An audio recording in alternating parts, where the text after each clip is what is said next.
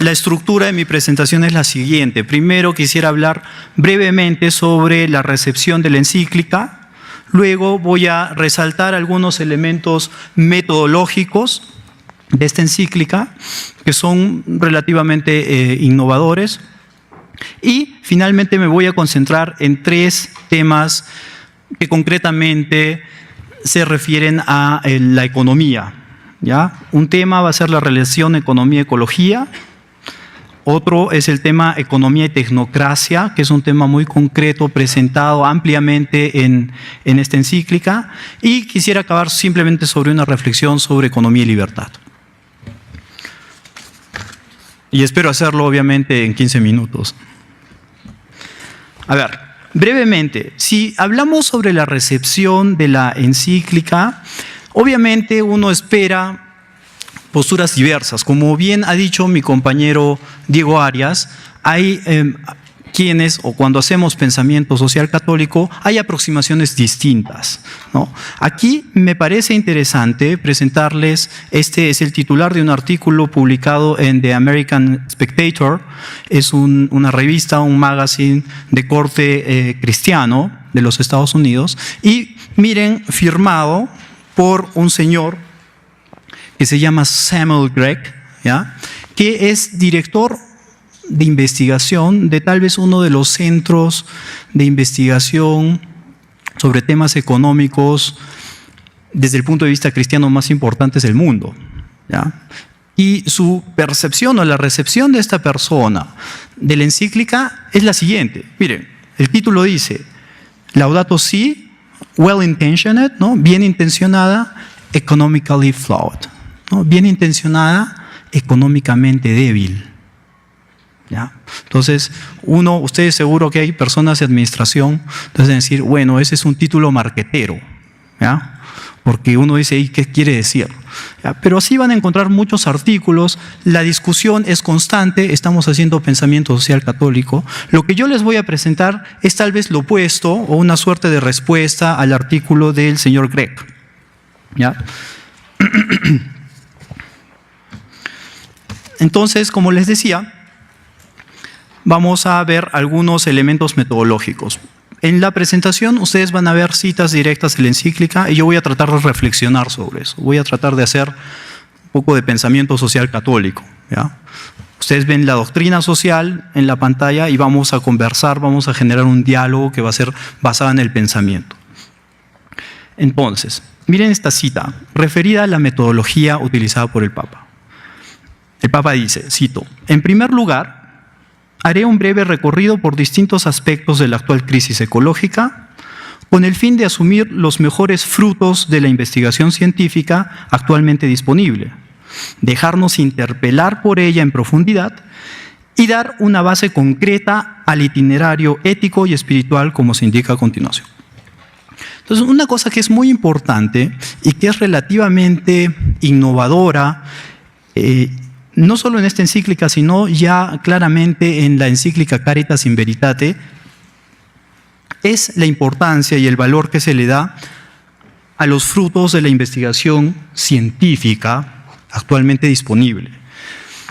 Y yo creo que Diego me guiñaba un ojo cuando decía que iba a hablar o que hay una relación entre las ciencias sociales y la doctrina social de la Iglesia, porque esta relación es en realidad doble, ¿no? La doctrina social de la Iglesia se sirve, como lo vemos aquí, se sirve de las conclusiones científicas, de lo que hacemos nosotros constantemente, lo que hacen ustedes en las clases, de lo que hacen los profesores cuando investigan, pero esa relación no es, digamos, no va en una sola dirección, no es unidimensional, sino que es bidimensional. La doctrina social de la Iglesia después ilumina la ciencia, tiene la capacidad de darle a la ciencia una amplitud, de abrirle los ojos a las ciencias sociales en especial, cuando están centradas o cuando se convierten en ciencias autorreferenciales. Una palabra que, como mis amigos deben saber, me gusta mucho, ¿no? Entonces, esto lo recalco, ¿por qué? Porque es muy importante que tengan ustedes presente que lo que se hace en la universidad, ¿ya? Lo que estudian, ¿ya? Y lo que investigan contribuye al desarrollo no solo del pensamiento social católico, sino también de la doctrina social de la Iglesia, ¿ya? Muchas veces se piensa que la publicación de una encíclica es el punto final sobre una discusión, o el punto final de la discusión sobre un tema, pero no es así. Más bien es el punto de inicio.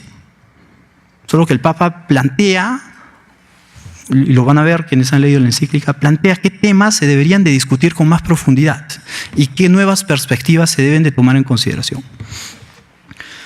Entonces, eso sobre el tema de elementos metodológicos. Vamos a ver las cuestiones más directamente vinculadas a economía. Yo no sé si las personas que estudian aquí administración pudieran levantar las manos para yo un poco tener presente si mi público va a entender cuestiones económicas o no. A ver, ¿quiénes estudian administración? ¿O quiénes han hecho cursos de economía ya? Perfecto, entonces vamos a hablar un idioma común. Bien. Miren esta encíclica del Papa, esta cita, perdón, del Papa, ¿ya? En el siglo XXI, mientras mantiene un sistema de gobernanza propio de épocas pasadas, es escenario de un debilitamiento de poder de los estados nacionales, sobre todo porque la dimensión económico-financiera de características transnacionales tiende a predominar sobre la política. Entonces, aquí lo que estamos viendo es prácticamente el planteamiento de un problema, ¿no? El Papa nos está diciendo, hay un gran problema que se refiere a la cuestión ambiental, que es de carácter global, ¿ya? Y los mecanismos de solución que tenemos son limitados, porque frente a problemas de carácter social, ¿no? Quienes están encargados o quienes esperaría que solucionen estos problemas son los estados nacionales que actualmente no tienen la capacidad de hacerlo. Esto lo vemos, ¿ya? Y esto se evidencia claramente cuando vemos digamos, las conclusiones de estas reuniones sobre el cambio climático a nivel mundial, ¿no? El año pasado ha sido la cumbre sobre el cambio climático en Lima, ¿no? Unos años atrás fue la cumbre en Copenhague, y vemos qué difícil es que los estados nacionales, los estados-naciones del mundo se pongan de acuerdo en fijar estándares que puedan gobernar o que puedan plantear soluciones concretas, ¿ya? Para la cuestión ambiental, ¿ya? La cuestión ambiental, algunos pensadores algunos académicos que están en el ámbito de la doctrina social de la Iglesia dicen que es lo que sería o lo que fue la cuestión obrera a inicios, cuando recién se publicó la Rerum Novarum, ¿ya? Entonces es una gran discusión. Se dice que las tres grandes discusiones han sido: la primera, el tema de la cuestión obrera; el segundo, el tema del desarrollo; y el tercero sería de la cuestión ambiental, ¿no? Y otro punto que resalta esta cita es el dominio, ojo, el dominio de la esfera política sobre los estados-naciones, ¿no? El Papa lo hace mucho más evidente cuando dice, ¿no? El crecimiento económico tiende a producir automatismos y a homogeneizar en orden a simplificar procedimientos y a reducir costos. Por eso es necesaria, propone él, una suerte de ecología económica capaz de obligar a considerar la realidad de manera más amplia. Pero yo me pregunto, ¿qué significa considerar la realidad de manera más amplia? ¿Ya? Considerar la realidad de manera más amplia creo que tiene que ver mucho con la relación entre ecología y economía. De hecho, si es que nosotros nos ponemos a pensar, ¿ya? Hay una relación profunda entre lo que es economía y ecología. Si simplemente nos hacemos referencia a la base etimológica de estas ambas disciplinas, vamos a ver que ambas empiezan con eco, ¿ya? Y eco, mis estimados oyentes, proviene de la palabra griega oikos, ¿ya? Oikos, que significa casa, pequeña comunidad, ¿ya? Entonces, ambas disciplinas, tanto la economía como la ecología, tienen el mismo objeto de estudio, ¿ya? Tienen métodos distintos e incluso perspectivas distintas, pero estudian lo mismo. Y esto, lamentablemente, no ha sido reconocido sino hasta últimamente.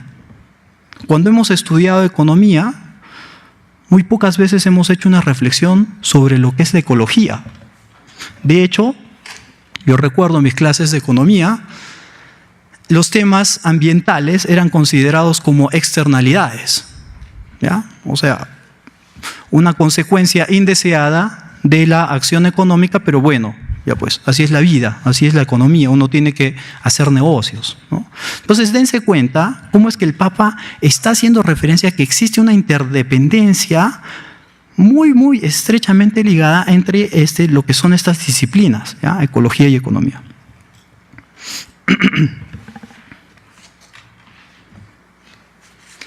Y además, esta pregunta que yo me hago, ¿no? La pregunta de qué significa considerar la realidad de manera más amplia, me hace pensar que desde el punto de vista económico hay algunos riesgos, y uno de esos riesgos los plantea el Papa de manera muy concreta, es el riesgo de la tecnocracia, ¿ya? Miren esta cita: la alianza entre economía y la tecnología termina dejando afuera lo que no forme parte de sus intereses inmediatos. Así, solo podrían esperarse algunas declamaciones superficiales, acciones filantrópicas aisladas y aún esfuerzos por mostrar sensibilidad hacia el medio ambiente, cuando en la realidad cualquier intento de las organizaciones sociales por modificar las cosas será visto como una molestia provocada por ilusos románticos o como un obstáculo a sortear. ¿Qué quiere decir esto?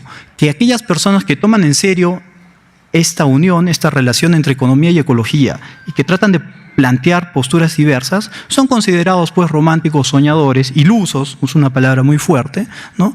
que tienen que ser evitados, ¿ya? ¿Por qué? Porque a veces la economía, mis queridos oyentes, se convierte en efectivamente una ciencia autorreferencial. ¿Qué quiero decir con esto? Que cuando hacemos economía muchas veces, y yo que también estudio economía como ustedes, muchas veces tendemos a pensar, ¿ya?, que desde la economía podemos explicar toda la realidad. Y eso no es posible, ¿ya?, porque la economía tiene también sus límites, ¿ya? Miren cómo lo plantea el Papa en esta cita. El paradigma tecnocrático también tiende a ejercer su dominio sobre la economía y la política. La economía asume todo desarrollo tecnológico en función del rédito, sin prestar atención a eventuales consecuencias negativas para el ser humano. Entonces, cuando nosotros haciendo economía pensamos que el fin de toda actividad económica es pues generar más beneficios económicos, estamos cayendo en este paradigma tecnocrático.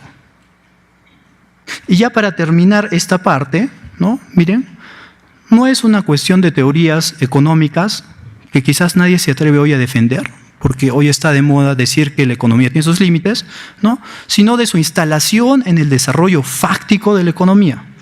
Quienes no lo afirman con palabras, lo sostienen con hechos. Y este es el problema.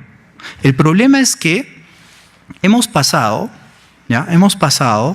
de decir que la economía explica la realidad a pensar que la realidad es así, ¿ya?, a actuar, aun si no creemos en la economía, aun si no creemos que el beneficio económico es lo más importante, actuamos así, ¿ya? De hecho, cuando van a comprar algo, seguramente piensan que es lo más barato, ¿ya?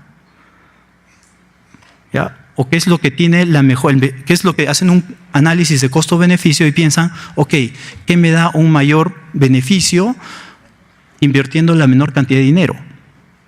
¿Ya?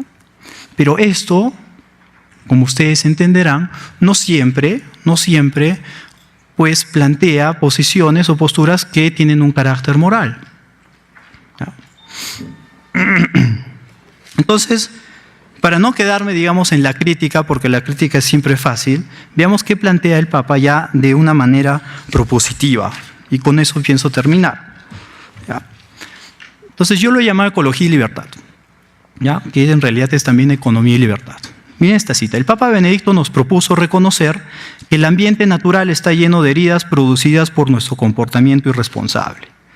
También el ambiente social tiene sus heridas. Y aquí viene la parte interesante, pero todas ellas se deben en el fondo al mismo mal, es decir, a la idea de que no existen verdades indiscutibles que guíen nuestras vidas, por lo cual la libertad humana no tiene límites. Y aquí quisiera que reflexionemos sobre lo siguiente. Hay una discusión filosófica actual, contemporánea, sobre la libertad, ¿ya? Estamos acostumbrados a pensar en la libertad desde un punto de vista cuantitativo, ¿ya? Mientras yo tengo más derechos, soy más libre. Derecho a X, derecho a Y, derecho a Z, ¿ya? Lo que no estamos pensando es que la libertad también tiene una dimensión cualitativa. O sea, de lo que se trata es de tener una libertad que te dé una calidad de vida especial, ¿ya? Por ejemplo, un ejemplo concreto que yo lo he visto, yo estoy regresando a Arequipa después de 4 años. Entonces yo veo que en Arequipa se ha crecido en la libertad cuantitativa. Cuando ustedes ven tantos moles, tantos supermercados hoy día, tienen una cantidad inmensa de productos que comprar, ¿ya? La libertad cuantitativa ha crecido, ¿ya? Tienen muchas más opciones para elegir, ¿ya? Pero lamentablemente dentro de todas esas opciones no se consideran variables de calidad. Entonces, cuando yo vivo en Alemania, cuando yo voy a un supermercado en Alemania, encuentro productos, ¿no?, con una etiqueta especial que dice: este producto ha sido producido, ¿no?, bajo estándares de calidad, no solo de acuerdo al producto, sino de calidad con los proveedores. Entonces, compro café y me dicen: este café es comprado en Perú y le pagamos a los proveedores de café una cantidad, un precio que no es el precio de mercado, sino es un precio más elevado, y por eso, señor, usted tiene que pagar un precio también más elevado por este café, ¿no? Entonces, la decisión económica que toman no es una decisión, ¿no?, de precio-calidad, sino cuando uno va a comprar, tiene que tener en consideración que, mira, hay café que es comprado, no sé, pues en el Perú, pagando precios muy bajos, que probablemente los agricultores, los cafetaleros no tendrán un gran beneficio de ello. Y hay otro café que tiene la capacidad, o que tiene una calidad un poquito distinta, ¿ya?, que se basa en que las personas que compran ese café le pagan un poquito más de dinero a los proveedores, ¿ya? Entonces, ¿qué ocurre? La decisión económica no es simplemente una decisión, pues, o la decisión de compra, perdón, no es simplemente una decisión económica, sino también se convierte en una decisión moral. Porque si yo sé que un café es producido, digamos, bajo condiciones que oprimen al cafetalero, y otro café es producido en condiciones favorables para el cafetalero, mi decisión es un poquito distinta, ¿ya?